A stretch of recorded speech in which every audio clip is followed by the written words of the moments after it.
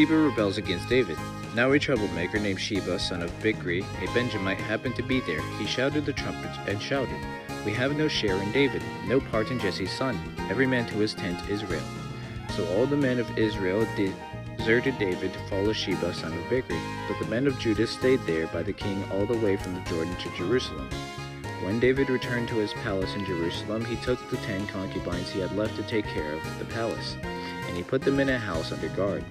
He provided for them, had no sexual relations with them. They were kept in confinement till the day of their death, living as widows. The king said to Amasa, "Summon the men of Judah to come to me within 3 days, and be there yourself." But when Amasa went to summon Judah, he took longer than the time the king had set for him.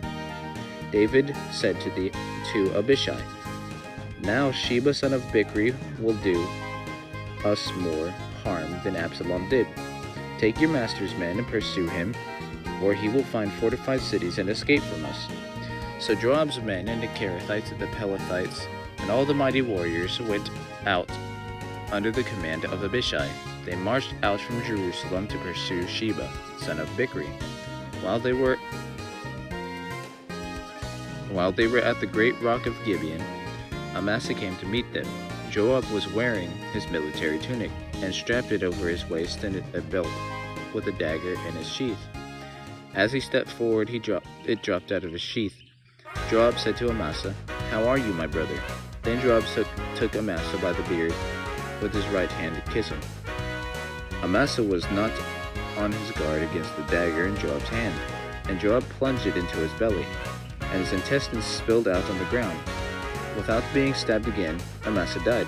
Then Joab and his brother Abishai pursued Shiba, son of Bichri. One of Joab's men stood before Amasa and said, "Whoever favors Joab, and whoever is for David, let him follow Joab." Amasa lay wallowing in his blood in the middle of the road, and the men saw that all the troops came to a halt there. When he realized that everyone who came to Amasa had stopped, he dragged him from the road into the field and threw a garment over him. After Amasa had been removed from the road, everyone went on with Joab to pursue Shiba, son of Bichri. Shiba passed through all the tribes of Israel to Abel Beth Makkah, and through the entire Gideon of the Bichrites, who gathered together and followed him. All the troops of Joab came and besieged Shiba at the Abel Beth Makkah. They built a siege ramp up to the city, and it stood against the outer fortifications. While they were battering the wall to bring it down, a wise woman called from the city, "Listen, listen, tell Joab to come here so that I can speak to him." He went toward her and she asked, "Are you Joab?" "I am," he answered. She said, "Listen to what your servant has to say." "I'm listening," he said.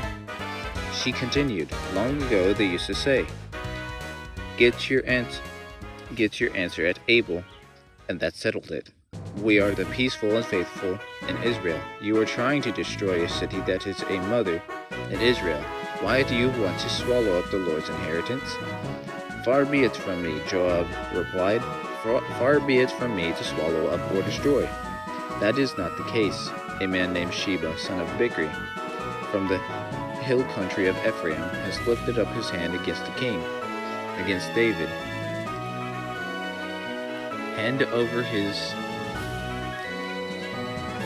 this one man, and I'll withdraw from the city." The woman said to Joab, "His head will be thrown to you from the wall." Then the woman went to all the people with her wise advice. They cut off the head of Shiba, son of Bichri, and threw it to Joab. So he sounded the trumpet, and his men dispersed from the city, each returning to his home. And Joab went back to the king of Jerusalem. David's officials. Joab was over Israel's entire army. Benaiah, son of Jehoiada, was over the Kerethites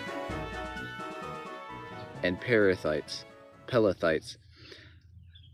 Adoniram was in charge of forced labor.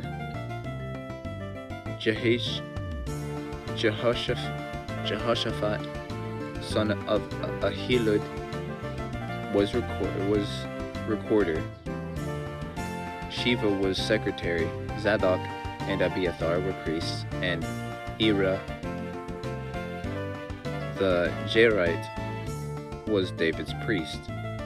The Gibeonites avenged. I will get to that next time. I'll see you guys in the next video.